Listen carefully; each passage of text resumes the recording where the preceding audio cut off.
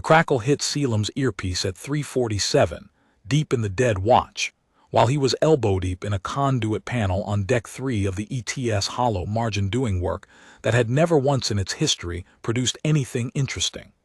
Routine maintenance check on the maintenance band relay nodes, Kappa 7 through Kappa 12, the frequency cluster reserved for engineering traffic on border tender runs. Nobody used Kappa 9. It was technically active, officially reserved for hull repair coordination, practically a dead channel that hummed with cosmic background noise and the occasional automated ping from defunct buoys. The crackle resolved into a voice. Small height, not human. Is someone there? It said in unified reach. The translation chip in Selim's earpiece stuttered once, then locked. Please, the ceiling came down. I cannot move my leg. Selim Rowe was 20 years old, 7 months out of Hartwell Technical Institute on a 2-year apprenticeship aboard the Hollow Margin. His job was cables and conduit panels. His job was inventory logs and hull patch inspections. His job was absolutely, definitively not this. He answered anyway. I'm here, he said. His voice came out steadier than he felt. I hear you. What's your name? A pause, static threading through it. Sis, the voice said. My name is Sis. He cross-checked the signal in 12 seconds flat, fingers already moving before he'd consciously decided to move them. Station Kethdova, a Karasi transit hub, about 900 residents, 41 minutes off their current heading. The signal wasn't on any registered emergency frequency. It was bleeding onto Kappa 9 through a harmonic distortion artifact, a family locator beacon, the kind Karasi parents attach to their children's clothing for line-of-sight pings on crowded concourses. Under normal conditions, the signal would have traveled 40 meters and died.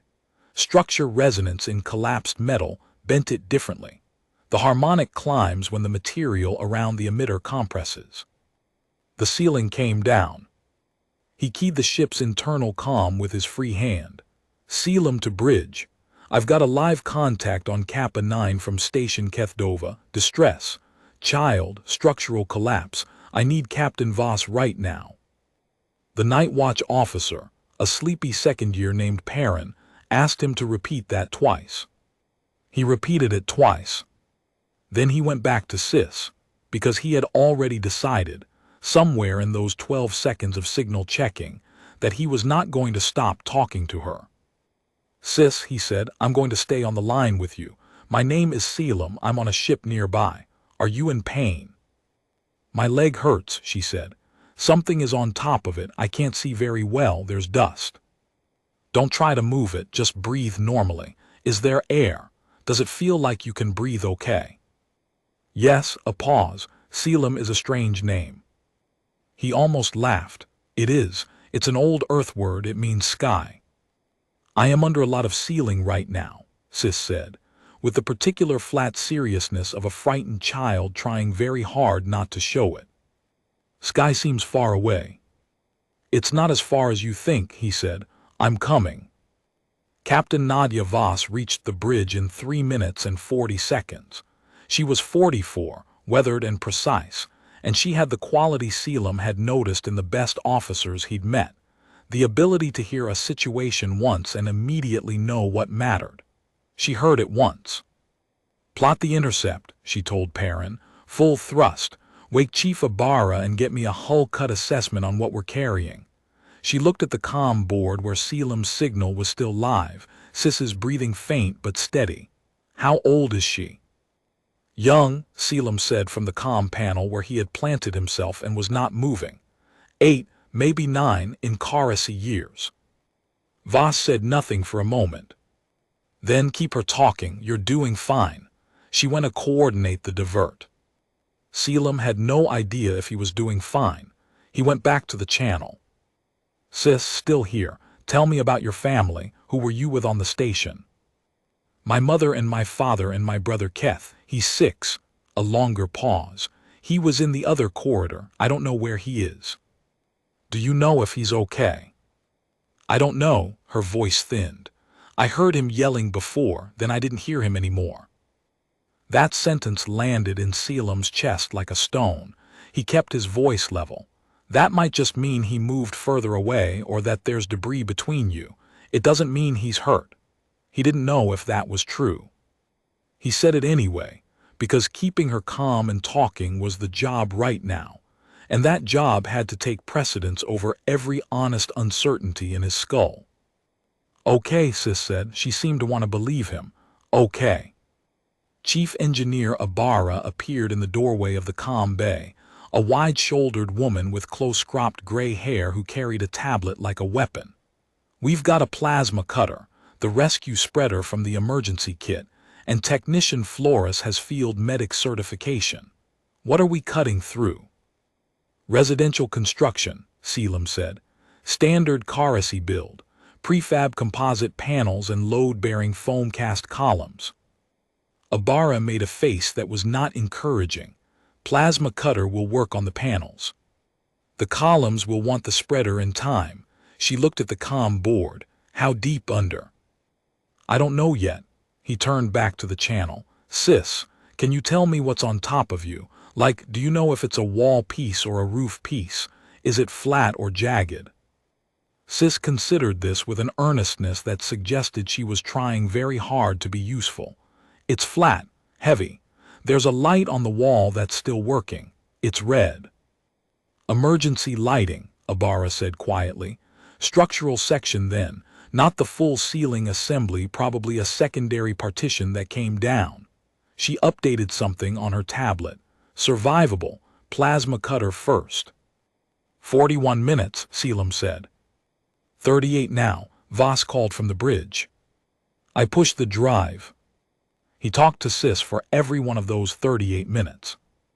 He learned that she was 8 in Carasi years, approximately 10 human years. He learned that she liked a game played with colored stones that sounded like a combination of chess and catching.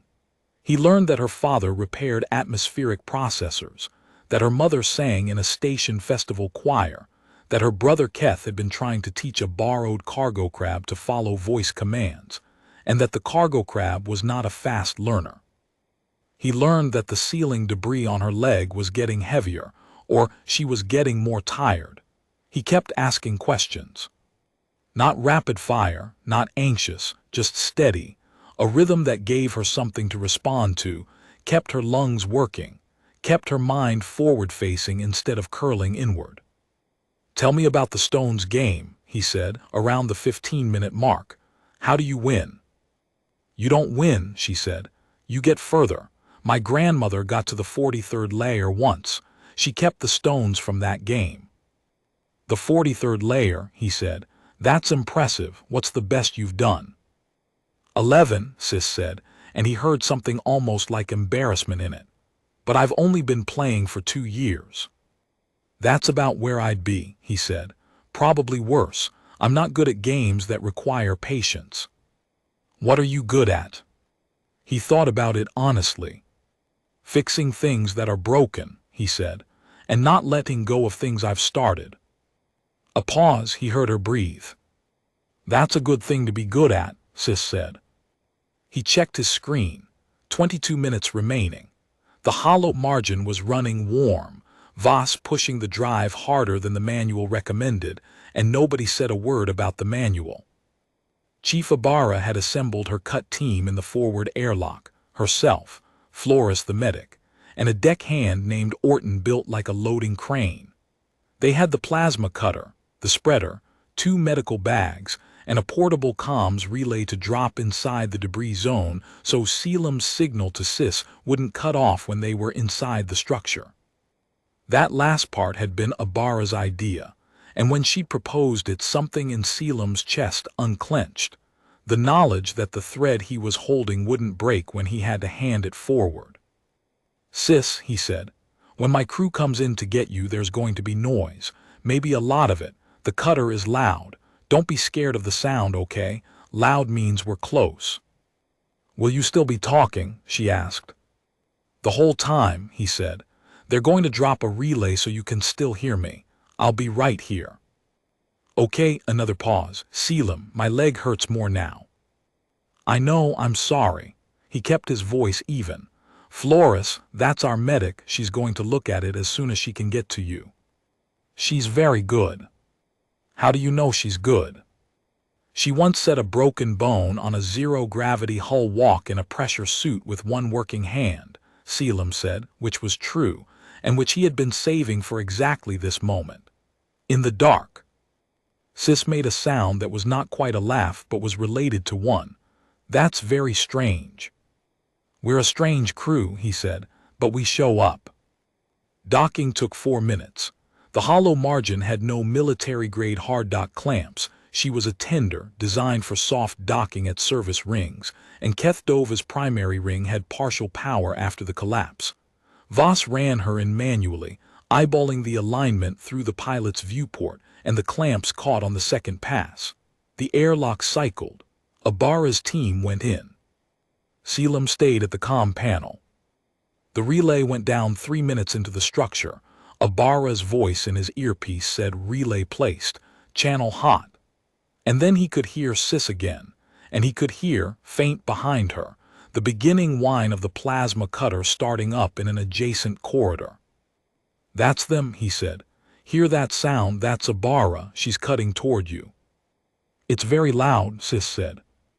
I told you it would be. Count the loud bursts for me. Every time it goes quiet between cuts, tell me the count. She did 1, 2, 3. She counted each pause in a small, slightly wavering voice that told him she was tired and frightened and trying very hard to keep it together, and he stayed on the line and counted with her. And somewhere in the middle of the 7th count he heard Flores say over the team channel, I've got visual on the subject. She's conscious. She's talking. And the hard knot between Selim's shoulder blades dissolved so fast it left him slightly dizzy. Sis, he said, someone's about to come through a gap in the wall to your left. That's Flores. She has dark hair and a green medic patch on her shoulder. Don't be scared. A long pause, debris sounds, footsteps. Then Sis's voice, quieter, directed at something close to her now rather than into the beacon. You're very tall. And Flores's voice, warm and completely unhurried as if she did this every day. I know. I'll try not to block the light. The leg was fractured in one place. A clean break from compression. The debris acting as an accidental splint that kept the alignment from worsening. Flores immobilized it, got an IV line in for fluids and analgesic, and had Sis stable inside 11 minutes. The extraction took another 20, Ibarra and Orton widening the cut channel by increments, Flores keeping Sis talking the whole time with a calm professionalism that made Selim feel like an amateur who had simply kept a seat warm. He didn't mind. He kept the relay open and didn't leave the board. When Flores said, clear, she's out, we're at the airlock, Selim let out a breath that he hadn't been aware of holding for the better part of an hour. Kethdova's emergency services had been active since the collapse, 17 injured, 3 still unlocated when the hollow margin docked. Sis's parents had been in the junction corridor, which had buckled but held. They'd spent 41 minutes trying to reach her through debris their tools couldn't move. Keth had been found 12 minutes in a service alcove that took no structural damage, frightened and screaming but uninjured. Nobody on Kethdova had known Sis was broadcasting on Kappa 9. The family locator beacon had no transmit indicator, no way to know if the signal was reaching anyone. She had been talking into silence, pressing the button over and over in the dark, hoping someone was listening. They brought her aboard on a stretcher, and Selim was at the airlock when they carried her through, because there was nowhere else he would have been. She was small, smaller than he'd imagined from the voice, with large dark eyes, and the Karasi ridge crest along her temples that he'd only ever seen in station culture briefings. She had dust in her crest. One hand was wrapped around the family locator beacon the way a younger child might hold a favored toy. When she saw him, she studied him with the grave assessment of a child who has just had a very long night. You're Selim, she said. I'm Selim, he said. You have a boring job, she said. He thought about the conduit panel on Deck 3 and the dead channel he'd been testing when the crackle hit, and the 41 minutes that followed. "Sometimes," he said, "not tonight." Sis seemed to find this satisfactory. She tightened her grip on the beacon. Her parents came through the airlock behind her, her mother first, still shaking, pulling Sis's stretcher into a fierce, careful embrace the medic didn't try to stop.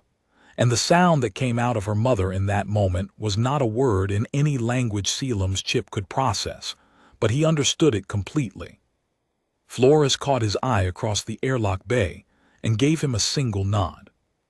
Captain Voss filed the incident report at 6:21, while the hollow margin sat docked at Kethdova helping ferry the injured to the medical bay. The report went to Coalition Emergency Coordination, Earth Border Patrol Auxiliary, and Kethdova Station Authority, and it documented, with Voss's characteristic precision, the following.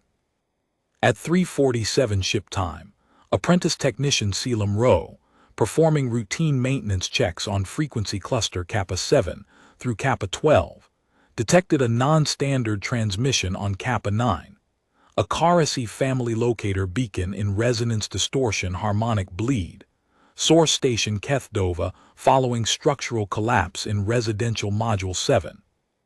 Rowe identified the contact as a child in distress, alerted the bridge, and maintained continuous voice contact for 51 minutes while the ship diverted and rescue was conducted.